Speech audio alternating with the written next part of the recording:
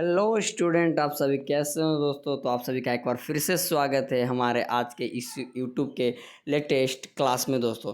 दोस्तों आज के इस लेटेस्ट क्लास में दोस्तों हम लोग क्या करने वाले हैं, द सोल्जर का ऑब्जेक्टिव क्वेश्चन करने वाले हैं दोस्तों। और कितना क्वेश्चंस करने वाले हैं, तो हम लोग 24 मोस्ट वीवी ऑब्जेक्टिव क्वेश्चंस करने वाले हैं दोस्तों। कितना क्वेश्चन, 24, जो कि आपका क्या होगा दोस्तों, आपका जो पी वाई क्यूज़ है दोस्तों, पी वाई क्यूज़ है। और कुछ लेटेस्ट क्वेश्चंस भी हमने आपके इस वीडियो में शामिल किया दोस्तों। फटाफट से चैनल को सब्सक्राइब कर दीजिए, फटाफट से कर दीजिए और शेयर करना ना भूलें दोस्तों। तो ठीक है, आइए ज़्यादा देर ना करते हम लोग आज के इस क्लास को शुरुआत करते हैं। और पहले ऑब्जेक्टिव के साथ दोस्तों, क्या दोस्तों, पहले ऑब्जेक्टिव के साथ द सोल्जर को आज हम लोग पढ़ने वाले हैं। और बहुत ही बेहतरीन तरीके से पढ़ेंगे दोस्तों, ताकि आपको भी क्या लगे, अच्छा महसूस कर पाएँ। ठीक है दोस्तों, ठीक है।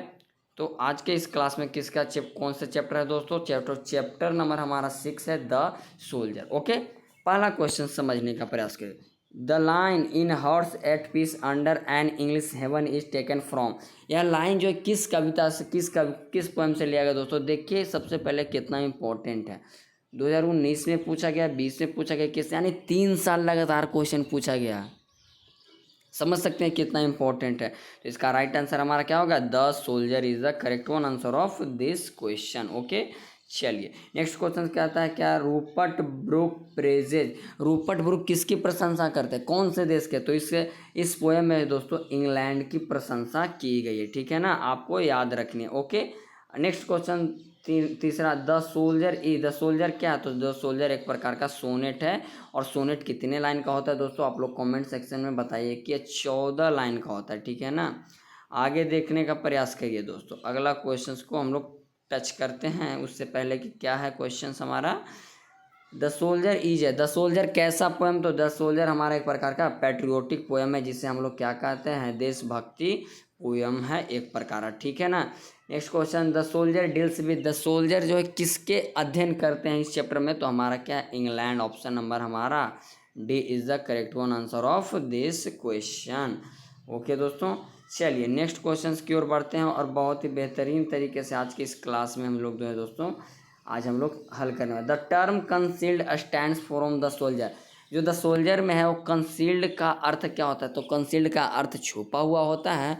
और छुपा हुआ का एक जो है स्टैंडर्ड फॉर्म क्या, उसका नाम है हिडन। ठीक है, ठीक है दोस्तों। चलिए आगे का क्वेश्चन हम लोग देखते हैं। थोड़ा सा दोस्तों अगर आपको दिक्कत हो रहा हो तो आप लोग मैनेज कर लीजिएगा, क्योंकि आपको यहाँ पे थोड़ा ब्लर दिख रहा हो, कोई बात नहीं, हम आप लोग मैनेज कर लीजिएगा। ठीक है, according to the soldier England has given her natives her flowers. वह किसको जो है फ्लावर्स मानते हैं द सोल्जर में, तो ऑफर को नहीं, पूजा को नहीं, वह देश के प्रति प्यार को जो है दोस्तों मानते हैं। ठीक है ना। चलिए 8वां क्वेश्चन देखते हैं दोस्तों, बहुत ही ध्यान से सुनिएगा।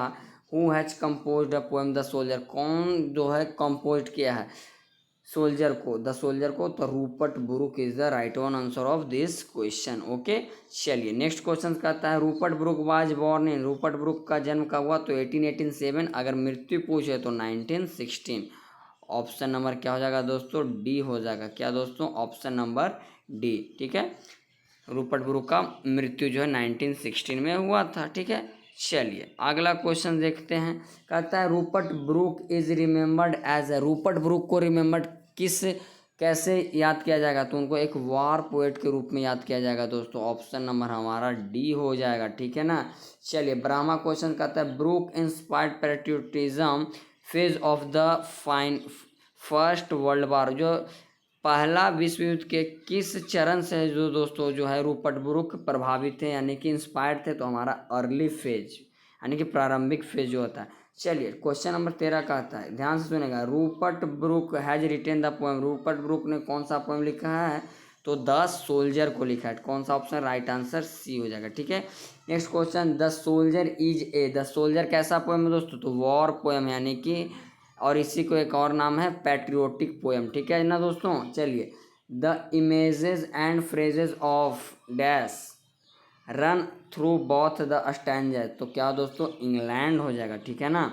चलिए अगला क्वेश्चन क्या कहता है, the place where the soldier would be buried be treated as the part of after his day. वह जगह जहाँ हमारे सोल्जर जो है दफनाए जाएंगे वह उसके मरने के बाद वह किसका पार्ट हो जाएगा दोस्तों? तो इंग्लैंड का पार्ट हो जाएगा, ठीक है ना। कहता है अगला क्वेश्चन क्या हो जाएगा? अगला क्वेश्चन के सुनिए। The speaker of the poem the soldier. The soldier के स्पीकर कौन है? तो वो खुद एक प्रकार के क्या है दोस्तों? सोल्जर हैं, ठीक है ना। चलिए नेक्स्ट क्वेश्चन क्या कहता है, ध्यान से सुनिएगा दोस्तों। The poem is a patriotic poem. कौन सा पोएम देशभक्ति पोएम है? तो हमारा द सोल्जर इज ए क्या है? Patriotic poem. चलिए भैया नेक्स्ट क्वेश्चन कहता है Rupert Brooke speak the guise of an soldier. किस सोल्जर को है दोस्तों जो है रूपर्ट ब्रूक गाइज कर रहे हैं? तो हमारा इंग्लिश पोएम यानी कि इंग्लैंड के, ठीक है दोस्तों। आइए क्वेश्चन नंबर 20 देखते हैं। द क्या हो रहा है भाई? The poem is a sonnet. कौन सा पोएम है जो सोनेट है? The soldier is the right one answer of this question. Option number B. 21 question देखिए दोस्तों, कहता है क्या? अ डस्ट होम वोर सेप्ट मेड अवेयर। वह धूल जो तुम्हें जन्म दिया है, तुम्हें निर्माण किया है, तुम्हें जो आकार दिया है, तुम्हें जो जागरूक किया है, और कौन सा है दोस्तों? कहाँ का डस्ट? तो है इंग्लैंड का डस्ट, ठीक है ना। Next question. My tongue every of my blood from dust is the soil. तो कहाँ के सॉइल? तो क्या दोस्तों? तो एटम ऑफ सॉइल, ठीक है। अगला क्वेश्चन 23 क्वेश्चन नंबर क्या कहता है? The poet in the soldier depicting the miseries of. वह किससे जो है ना मिसेजरीज को बताते हैं? किसके दुखद घटना को? तो वॉर के वजह दोस्तों वह घटना को बताते हैं, उनके दुखद प्रभाव को बताते हैं। 24 नंबर क्वेश्चन कहता है क्या? A sonnet is a poem lines. एक सोनेट जो होता है कितने लाइन का होता है? तो 14 लाइन का। लास्ट क्वेश्चन आज का दोस्तों, और हम लोग इसके बाद समाप्त। If I should die think only this my meat is taken from. यह लाइन जो है, यदि मैं मर जाऊंगा तो मुझे हमेशा याद किया जाएगा। किस चैप्टर का है दोस्तों? द सोल्जर का है। तो उम्मीद करता हूँ दोस्तों आज के इस क्लास में जो आपका 24 मोस्ट वीवीआई इम्पोर्टेंट क्वेश्चन जो हुआ आपको एकदम अच्छे तरीके से समझ में आएगा दोस्तों। ये आपका क्या था दोस्तों? इम्पॉर्टेंट क्वेश्चन था, मोस्ट इम्पॉर्टेंट क्वेश्चन था दोस्तों। उम्मीद करता हूँ कि आप सभी को एकदम अच्छे तरीके से समझ में आया, क्योंकि एक एक का एक्सप्लानेशन के साथ मैंने बताया दोस्तों, ठीक है।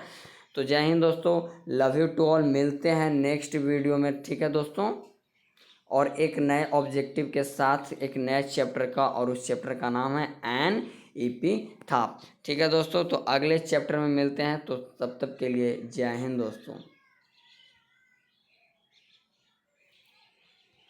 चलिए बाय, ओके।